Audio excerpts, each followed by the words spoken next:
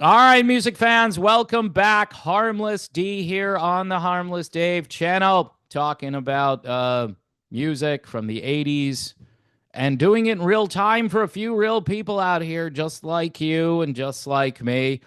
So you can blame Tony the Internet Tiger for this one. I think he just wants to be mentioned in the video. So, Tony, this video is for you and for everyone else. It's a slow news day here in the world of classic rock, as it often is.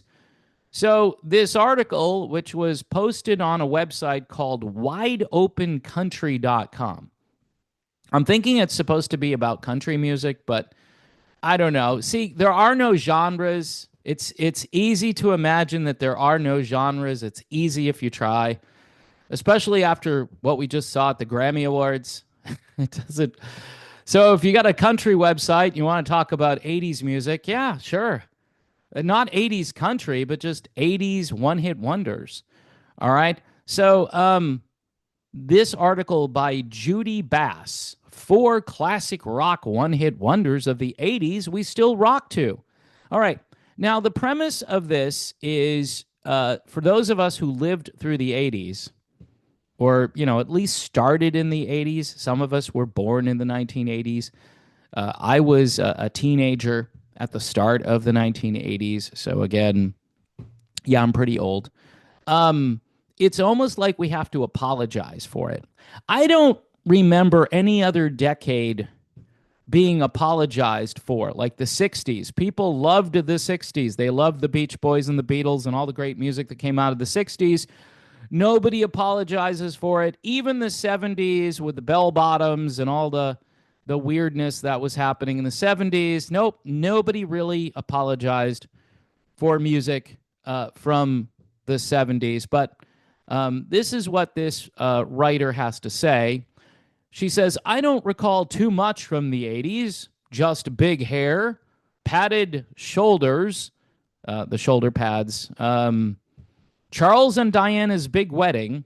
I don't really remember too much about that. The big collapse of the Boston Red Sox in the 1986 World Series. Okay, yeah. Yeah, I remember that one. Bill Buckner, anyone? Anyway, but there was some pretty good music from that long past era, too. That long past era. Funny, if you turn on any adult contemporary radio station today, you're going to hear a ton of music from that long past era. It's so long past, it's been frozen in time, which makes no sense except for the fact that a lot of music that came after that long past era sucked. Okay? Just putting it out there. She goes on to say some of the artists who made it have gone off the grid. Some of them are no longer here. Judy. Yet these songs still linger in the mind, and she does mention on the radio. They linger, like blue cheese that's been in the fridge for too long, right? Uh, so she talks about songs that are one-hit wonders, right? That's the article. It's "Raining Men" by the Weather Girls in 1982. Not one of my favorite songs from the 80s, and yes, a legitimate one-hit wonder. "Easy Lover" by Phil Collins and Philip Bailey. So the author of this article either doesn't understand that Phil Collins was in a band called Genesis and had this very big solo career. All right. And Philip Bailey was in Earth, Wind, and Fire and sang on a multitude of hit songs. All right. I don't know. I guess the pairing of the two, Phil and Phil, which that's what I remember MTV used to say. Here's Phil and Phil. And it's a great song. And it incorporates mostly a Phil Collins sound. But keep in mind, Phil had this fascination with Earth, Wind, and Fire. In fact, I believe on No Reply at All, the Genesis tune, which I believe was the first single from, I don't know what album, maybe Duke. I can't remember all of the albums, but I believe the song featured the EWF horn section. So that was kind of weird that Genesis, this kind of proggy band, brought in some horns, and you could tell the band was switching gears just a little bit. All right. And also on this list, I Just Died in Your Arms Tonight by Cutting Crew. I guess, again, if you didn't live through the 80s, Cutting Crew had this follow up single, which I think is their best song. It's called I've Been in Love Before. And I don't know where it charted, but it was on probably top 40 adult contemporary stations, maybe a few rock stations that were okay with playing something a little mellow, which is a better song than the overly melodramatic I Just Died in Your Arms. In fact, I'm not a big fan of that song. And Black Velvet by Alana Miles, which ended up being a hit by accident. And the radio station I was working at the time definitely played a role in saying, you know what song is better than the one you guys sent us as a single? Black Velvet. And so the rest, as they say, is history. Black Velvet is a lot like Black Water by the Doobie Brothers. Somebody flipped the 45 over and said, you know what? I kind of like this other song better. Those were the days when DJs actually had the power. I guess Alana Miles, yeah, that was her one big hit song, although she did have a few other songs on rock radio stations. One that comes to mind is a tune called Love Is. All right, so if you want to check out Love Is by Alana Miles, you see what happens is you go further out into time. You kind of forget the radio landscape back in those days. Top 40 stations, adult contemporary stations, mainstream rock stations. All right, everybody embraced the Alana Miles tune. And again, like I say here, rock stations, I think, were looking for more stuff to play by her and played probably 2 or 3 other songs from that album. But again, if you're going to go by just the Billboard Top 40, which pretty much all of these writers and YouTubers do, just because it's easy to, go online and look up the statistics, or if you buy one of those Billboard Top 40 books and read through it, you're going to miss out on a lot of music that did really well that has gotten forgotten about.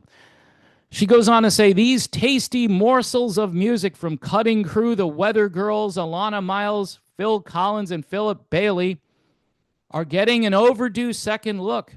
Really? They're getting a second look? They are one-hit wonders of the 80s that we still rock to. I'm wondering if the Weather Girls had a follow-up song. I don't know if they did or they didn't.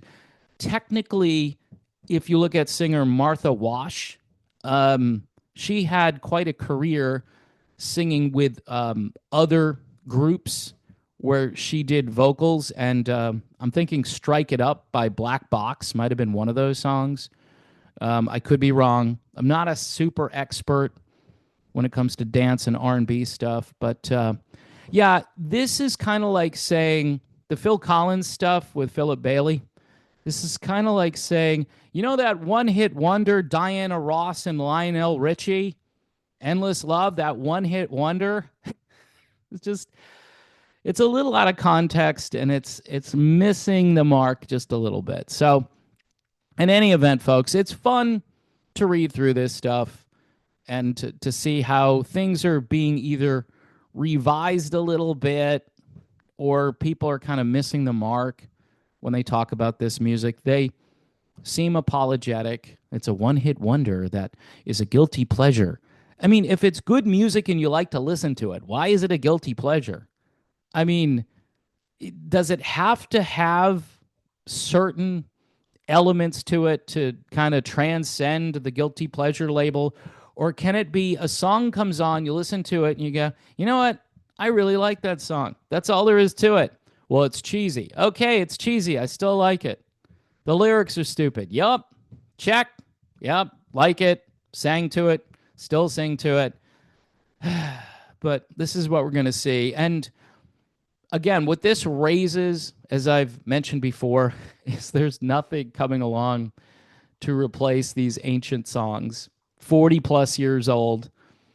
Philip Bailey, Phil Collins, the song is 40 plus years old. And it still sounds good today. And there's not a lot of music that has come along since to better that or replace it or augment or whatever. It just, yeah, this is why we're in a holding pattern.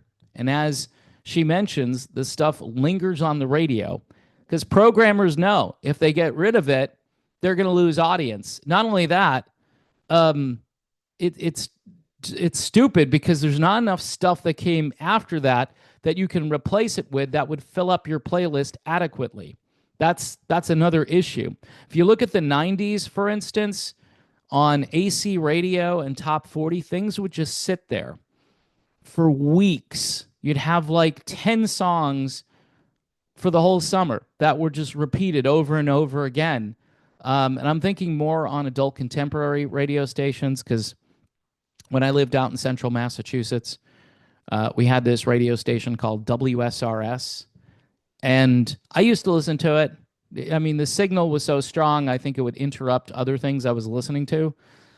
And so they had a couple of high profile DJs at the time, and their playlist was more tolerable than top 40 or rock stations at the time. So I would listen to it, and man, the same song would just spend weeks on those charts. And it's a shorter playlist from that decade because they didn't have the kind of variety that happened in the 80s and the 70s and probably in the 60s. Anyway, folks, I don't know. Again, it's a slow news day. If you didn't like this video, you can blame Tony. Send Tony the hate mail. You know, if you've been on Patreon, I can point Tony out to you now. He just goes by a tiger symbol because I've dubbed him Tony the Internet Tiger because I'm not all that creative with naming people. I'm not like Donald Trump, you know, Little Marco and all of that stuff. Little Marco is now what, Secretary of State? Oh, maybe it's good if you get a nickname from Trump. Maybe your life will improve and you'll get a higher position in life. Maybe he should give me a nickname. I already got one. Harmless Dave. So if you talk to Donald Trump, tell him Harmless Dave is out here and he needs a cabinet post because he can't get a job at Walmart and his YouTube channel is dying out. So yeah, that would be helpful. I'm assuming too, with all the money that we're saving, canceling out a lot of these useless programs, that they could find me a decent job and I would be happy with the salary. I would be happy. Yeah, I'd work pretty hard too, for sure. All right, folks. Just goofing around here at the end. If you hate politics, I get it. It's not my favorite thing anymore. It was good for a while. Politics were good for a while. You get to a certain point in your life, though, you really have to prioritize, and it's God first, family, and then the stuff you like to do. And if you work to the best of your ability, as I am proving here during this video. God bless everyone, and I'll see you soon.